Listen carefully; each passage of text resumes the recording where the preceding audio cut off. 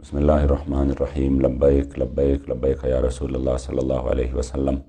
تاجدار ختم نبوت زندہ باد زندہ باد زندہ باد۔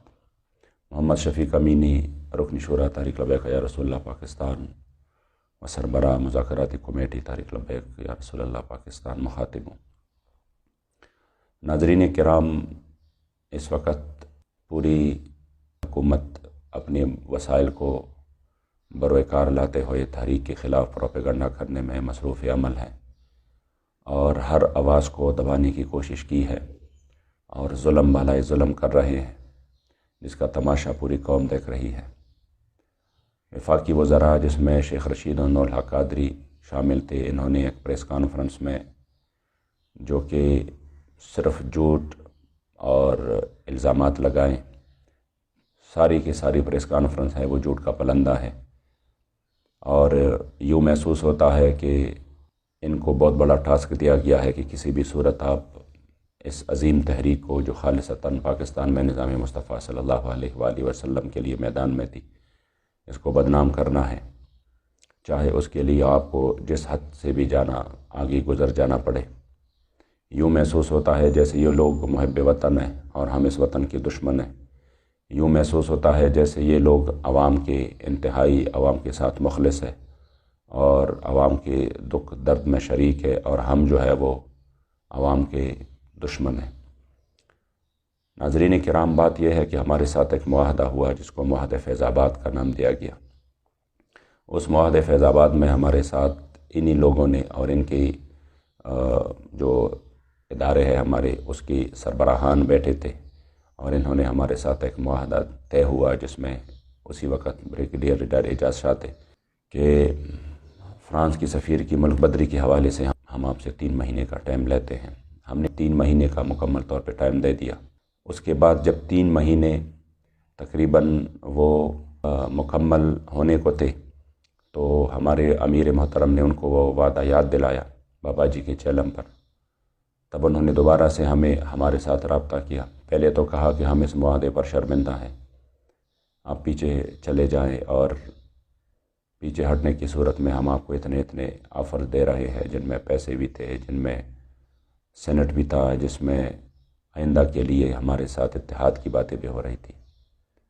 لیکن ہم نے کہا کہ نہیں، ہمارا تو ان چیزوں سے کوئی واسطہ ہی نہیں ہے، ہم وہ ہمارا مقصد ہی نہیں ہے۔ جو مقصد ہے اس پر بات کرے جو آپ لوگوں نے وعدہ کیا ہے۔ پھر کہا کہ چلو ہمیں 2 مہینے اور دے دیں، جس میں خود وفاقی وزیر نور الحق قادری، شیخ رشید، راجہ بشارت اور ایجنسیوں کے ہمارے اداروں کے سربراہان موجود تھے۔ تب ہم نے ان پر اعتماد کر کے ان کو ٹائم مزید دے دیا۔ اب جب ٹائم یہ بھی مکمل ہونے والا تھا اور انہوں نے کچھ نہیں کیا، تو ہمارے سامنے ایک عام قرارداد کی متن پیش کر کے کہا، جو کہ ایک مذمتی قرارداد تھا، کہ آپ اس پر عمل کریں تو ٹھیک ہے، اور یہ ہم پیش کر دیتے ہیں۔ ہم نے کہا ہم سے جو معاہدہ ہوا ہے، معاہدے کی بات کریں،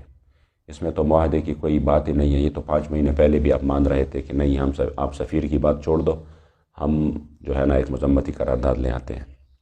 بہرحال وہ تو اپنی جگہ ایک داستان ہے کہ میں 2-3 کلپ پہلے بھی وہ مکمل طور پہ بیان کر چکا ہوں۔ اب جو شیخ رشید نے اس پریس کانفرنس میں بات کی ہے کہ یہ کسی بھی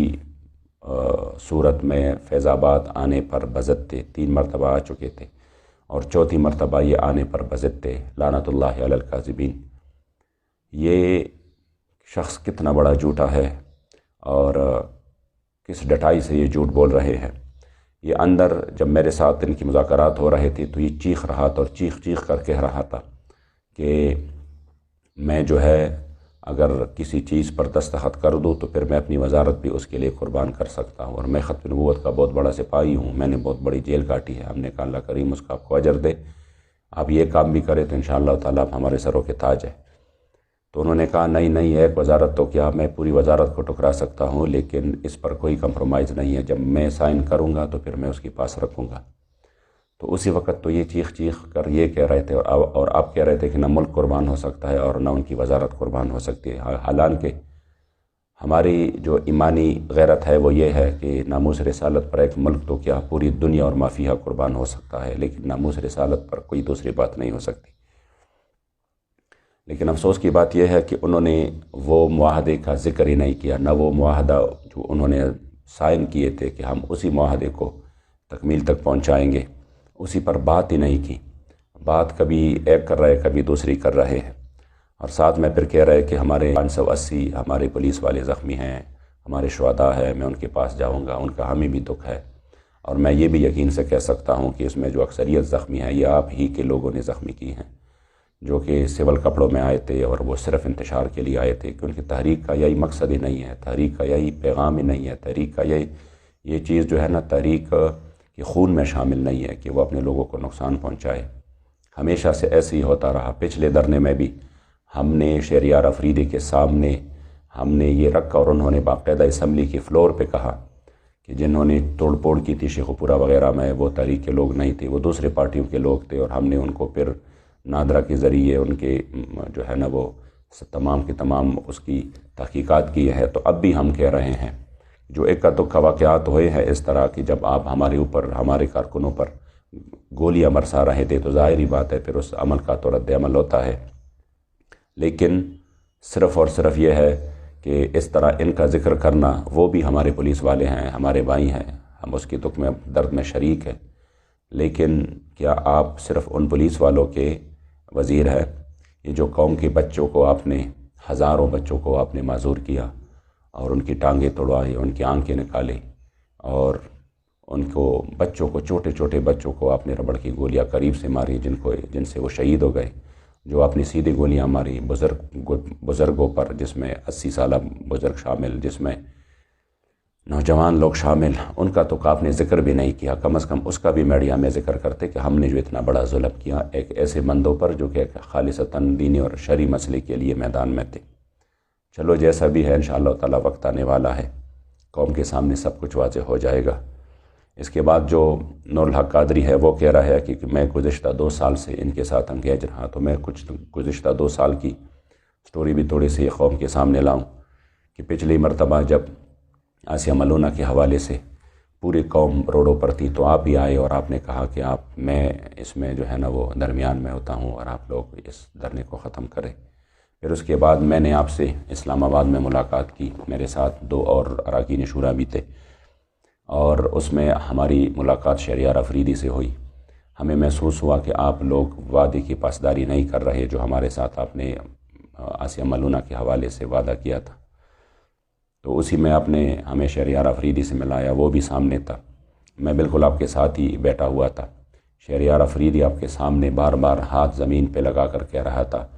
کہ میں نے جان اللہ کو دینی ہے، اور آسیہ ملونہ جائے گی تو ہماری لاشوں کی اوپر سے گزر کر جائے گی، اور آپ تحریک والے ہم سے کیسے یہ مطالبہ کر سکتے ہیں؟ کیا ہم مسلمان نہیں ہیں؟ کیا ہم حضور کے غلام نہیں ہیں؟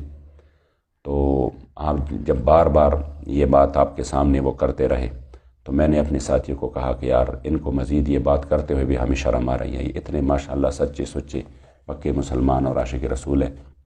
کہ اگر آسیہ ملونہ جائے گی تو ان کے لاشوں کے اوپر سے گزر کر جائے گی، تو پھر ہمیں اور کیا چاہیے؟ الحمدللہ ہمیں اگر ایسے وزراء ملے ہیں، ہم نے آپ پر یقین کیا، اور پھر وہی آسیہ ملونہ آپ کے ہوتے ہوئے اور ہمارے 40,000 علماء صلحاء جیلوں کے اندر ڈالتے ہوئے چلے گئی۔ آپ نے فون بھی نہیں اٹھایا، آپ نے میسج کا جواب بھی نہیں دیا، تو آپ تو انگیج رہے اسی مسئلے میں پہلے سے، جو کہ میں نے قوم کو بتا دیا۔ دوسری بات یہ ہے کہ اس میں آپ نے کہا تھا کہ ہم اپنے موقف سے پیچھے نہیں ہٹے، اتنا جو ہے نا آپ کو علم بھی ہے، اس حدیث کا بھی آپ کو علم ہے کہ لا ایمان لمن لا عہد لہ، اور اس آیت کریمہ کا بھی آپ کو علم ہے کہ وَأَوْفُوا بِالْعَهْدِ إِنَّ الْعَهْدَ كَانَ مَسْئُولًا۔ اس کے باوجود آپ اتنے سخت ترین جھوٹ بول رہے ہیں کہ وہ ہم اپنے موقف سے پیچھے نہیں ہٹے۔ آپ کا موقف تو آپ کے جو ہے نا ہمارے ساتھ ریٹن پہ موجود ہے، جس پہ آپ کے دستخط ہے، وہ آپ کا موقف ہے۔ اس موقف سے آپ کیوں نہیں پیچھے ہٹے؟ کیوں قوم کے سامنے اتنا بڑا اور گھٹیا ترین الزامات بھی لگا رہے ہیں، جھوٹ بھی بول رہے ہیں کہ آپ اپنے پیچھے نہیں ہٹے؟ آپ نے جو ڈرافٹ تیار کیا وہ تو اسی وقت ہم نے آپ کو کہا کہ اس میں تو معاہدے کا ذکر ہی نہیں ہے۔ جب ہم نے آپ کو کہا کہ اس میں معاہدے کا ذکر آ جائے، اور آپ نے کہا کہ چلو پھر اس کو یہ کریں گے وہ کریں گے، دوبارہ اس کو تول دینا چاہتے تھے،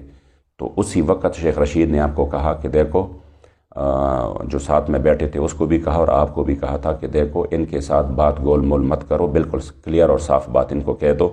کہ جو معاہدے کی بات آپ کرتے ہیں وہ ہم نہیں لے کے جانا چاہتے اور نہ ہم وہ کام کر سکتے ہیں، اس لیے ان کے ساتھ اس پر ٹائم ضائع نہ کرو۔ تب ہم نے کہا جب آپ ہماری باتیں نہیں مان رہے تو ہم کس لیے پھر جو ہے نا آپ سے آگے مذاکرات چلائیں۔ اس کے باوجود بھی ہم نے آپ کا وہ ڈرافٹ اٹھایا اور ہم نے کہا کہ چلو اس پر ہم اپنی شورا میں پھر بات کرتے ہیں، اور صبح کو آپ کے لاہور کے ایک ذمہ دار نے ہمارے ساتھ بات بھی کی، جس کے 2 گھنٹے بعد پھر ہمارے امیر محترم کی گرفتاری ہوئی۔ تو اتنا جھوٹ آپ مت بولے،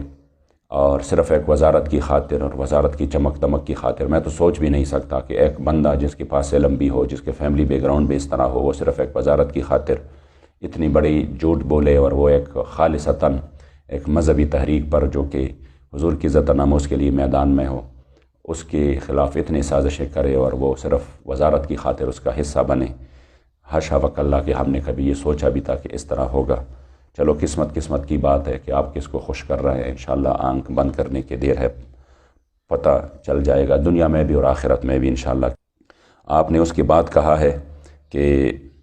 گرفتاری پر کہ اس کا ایک بندہ گرفتار ہوا تو اس پر اس طرح کا رد عمل جو ہے نہ شرعی ہے،